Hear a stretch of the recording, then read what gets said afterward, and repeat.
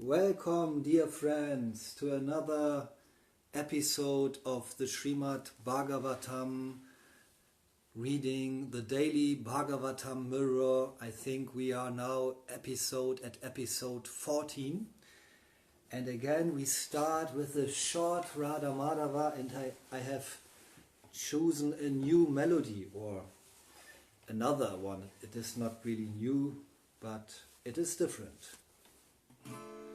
Jaya Radha Madhava, Jaya Kunja Bihari, Jaya Radha Madhava, Jaya Kunja Bihari, Jaya Gopi Jana Vallabha, Jaya Girivaradari, Jaya Gopi Jana Vallabha, Jaya Girivaradari, Jaya Yashodanandana, Jaya Braja Janaranjana, Jaya Yashodanandana, Jaya Braja Janaranjana, Jaya Yamuna Tiravanachari,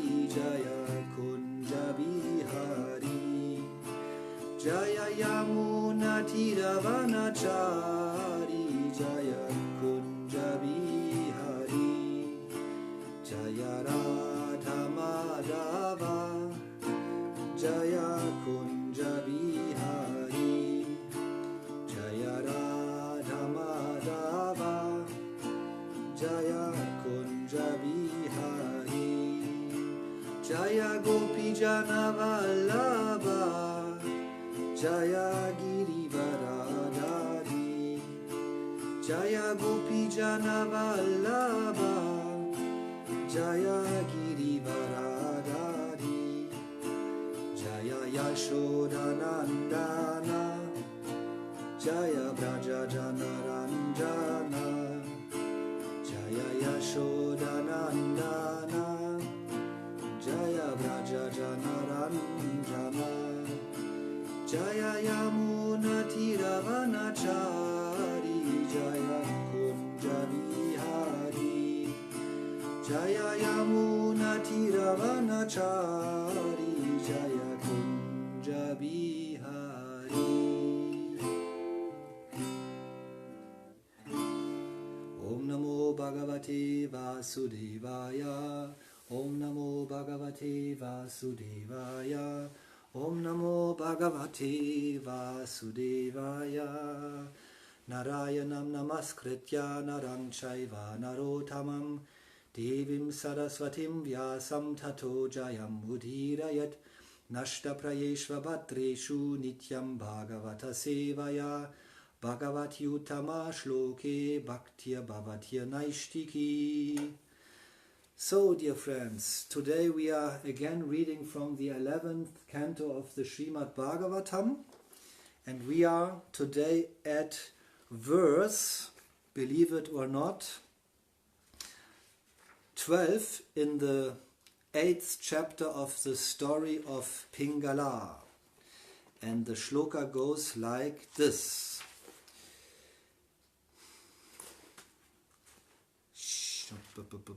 Yes, here it is.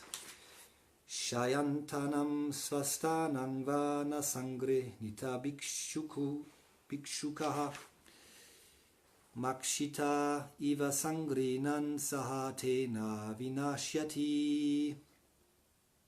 Yes. A saintly mendicant should not even collect foodstuffs to eat later in the same day or the next day. If he disregards this injunction and, like the honeybee, collects more and more delicious foodstuffs, that which he has collected will indeed ruin him. Purport. Brahmara refers to the honeybee who wanders about from flower to flower, and Makshika is the honeybee who accumulates more and more honey in the beehive with great attachment. A saintly mendicant should be like the Brahmara bee, because if he imitates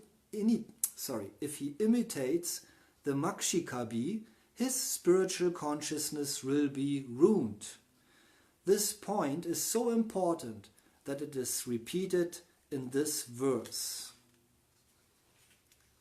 So, in the last verse, it was already said, I read it again, a saintly person should not think, this food I will keep to eat tonight, and this other food I can save for tomorrow. In other words, a saintly person should not store foodstuffs acquired by begging. Rather, he should use his own hands as his plate and eat whatever fits on them. His only storage container should be his belly, and whatever conveniently fits into this or his belly should be his stock of food. Thus, one should not imitate the greedy honeybee who eagerly collects more and more honey. Om Ajnana Timirandasya Gyananjana Shalakaya Chakshu Unmilitam Yena Tasmai Shri Gurave Namaha. So, as we can see here, this verse is more or less repeated twice, but in other words. And this is so because this principle is so important. So we all know that there is a saying in German, fließende Gewässer werden nicht schlammig. In English it is like flowing water won't become muddy.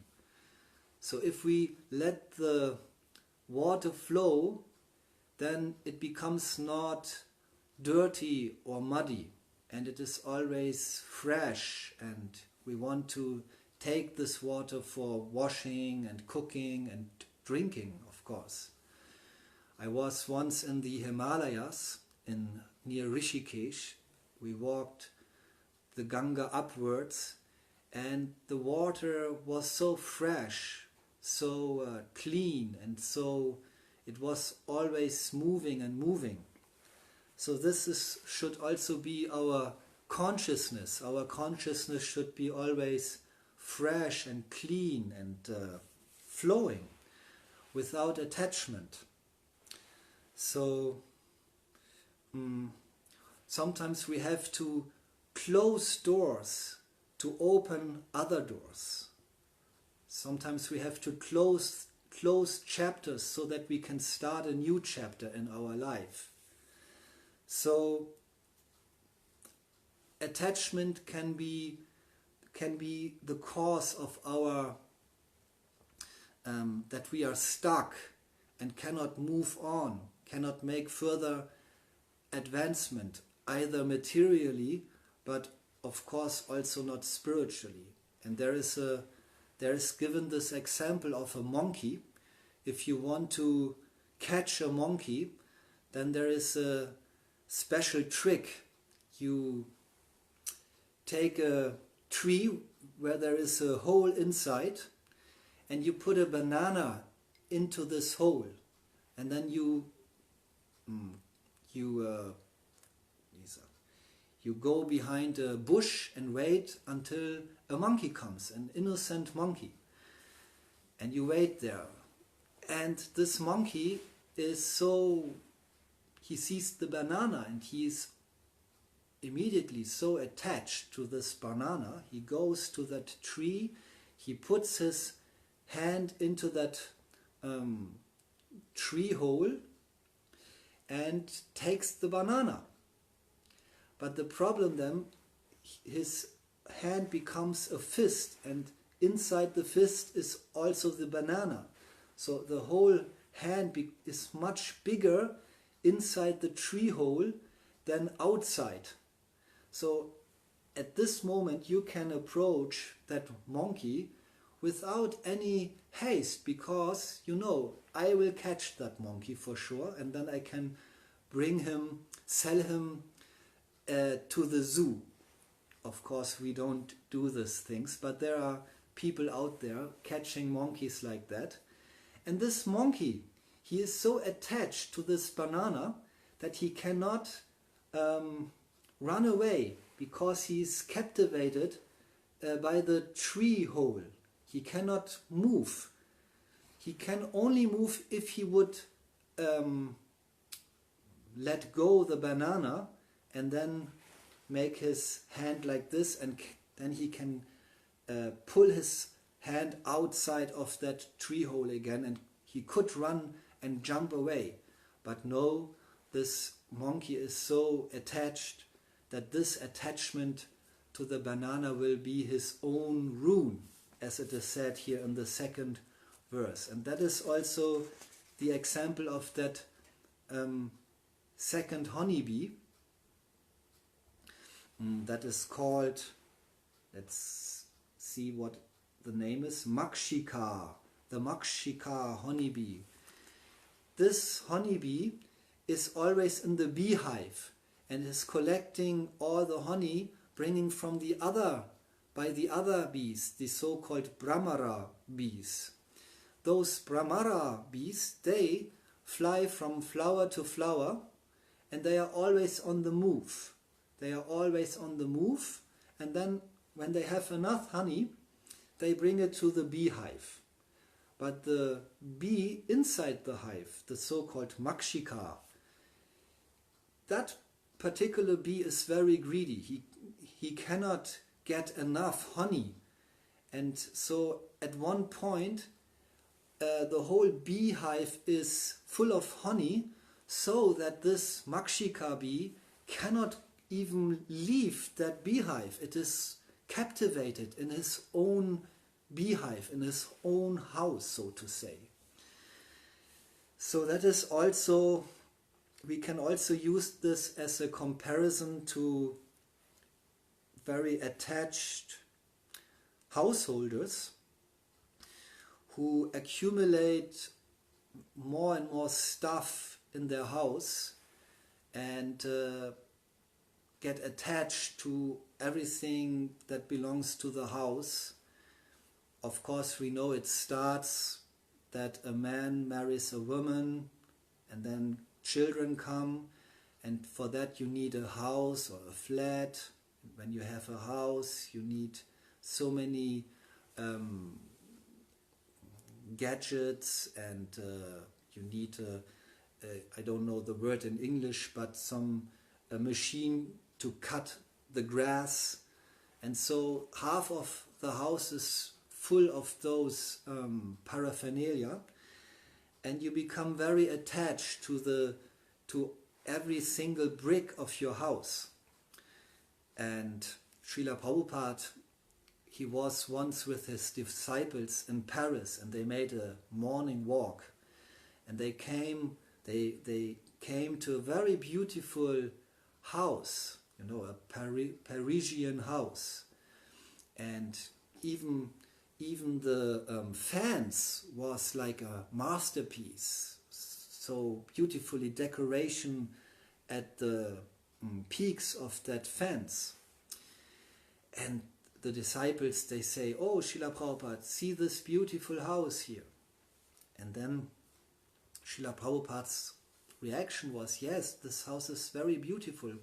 Actually, it is too beautiful for an ordinary person to live there, because an ordinary person will just become so attached to his beautiful house that at the time of death he cannot let go. He cannot let go the house, he cannot let go his family and move to a higher destination, because he's so attached. He thinks about his house, what will happen to my house. And then it might happen, not might happen, it is quite sure that in his next life he will take the form, the birth, even as a cockroach. A cockroach, those insects, like bugs, they are similar like bugs but more ugly, and they live between the bricks of that house. and sometimes they come out and the people are quite disgusted. They don't like cockroaches, and once a while some guy comes to kill all these cockroaches with different methods. So that might happen if we become too attached to our house or to other things. I myself, I got a present by my father 15 years ago. It was a very beautiful pen. It is not that one here, but it was a very beautiful, expensive pen with a golden, I don't know, what is the word? You know, the peak of a pen, where you can write and scratch the paper. So last week somehow I lost that pen, and really 3 days I was, not all the time, not 24 hours, but some minutes of the day I felt somehow morose because I lost that pen. And then at one point I said to myself, well, at one point you have to lose that pen anyway. Latest at the time of death, you have to let go that pen. So why don't you just accept the situation? Somehow it is lost. I was walking with a bag, and there was my pen inside, but there was a hole or something, and it somehow fell out somewhere at the train station. So it is lost. I won't find this pen never again. So yeah, and then I said to myself, so just let it go. Maybe at one day you will get a new one. So now I have a very cheap pen here. It cost maybe €1, but it also writes, and so I feel I could detach myself from that one very expensive pen. Of course, we can use everything in Krishna's service.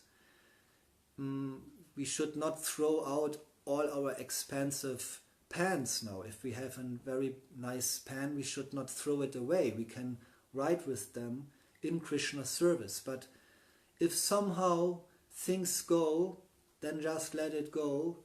New things might come. So yeah, I think this is an instruction we can get here from these pages of Srimad Bhagavatam, that we should not become too attached. We should be attached using things in Krishna's service, but we should not be attached for our own, for our personal enjoyment. So maybe there was some personal enjoyment involved while using this pen all the years, and somehow in my consciousness, when I think back, after some years, I think, well, I have this pen now 10 years, and I will keep this pen for another 10 years. And when I am very old, I will still have this expansive, beautiful pen. So that thoughts came in my consciousness, and maybe Krishna detected this over-attachment, this personal attachment or material attachment, and somehow he took action so that I could get rid of this attachment. So attachment is always very, very negative for one's personal advancement and spiritual life. So thank you very much for listening, and tomorrow we will continue with the daily Bhagavatam mirror with text number 15. I give you a short teaser. Tomorrow it will get intense. It is said there, a greedy person accumulates a large quantity of money with great struggle and pain. But the person who has struggled so much to acquire this wealth is not always allowed to enjoy it himself or give it in charity to others. The greedy man is like the bee who struggles to produce a large quantity of honey, which is then stolen by a man who will enjoy it personally or sell it to others. No matter how carefully one hides his hard-earned wealth or tries to protect it, there are those who are expert in detecting the whereabouts of valuable things, and they will steal it. So, tomorrow we will read a very intense verse, and also the purport is very interesting. So stay tuned. And I also have decided to upload all those episodes on a YouTube channel. You will find the link in the first comment after the session is over, so one can watch them later, and you can also subscribe to this channel and always get the newest episode on your screen. Hare Krishna, Jai Srimad Bhagavatam Grantaraj Ki Jai, Srila Prabhupada Ki Jai, Nitai Gaura Premanandi, Hari Hari Bol.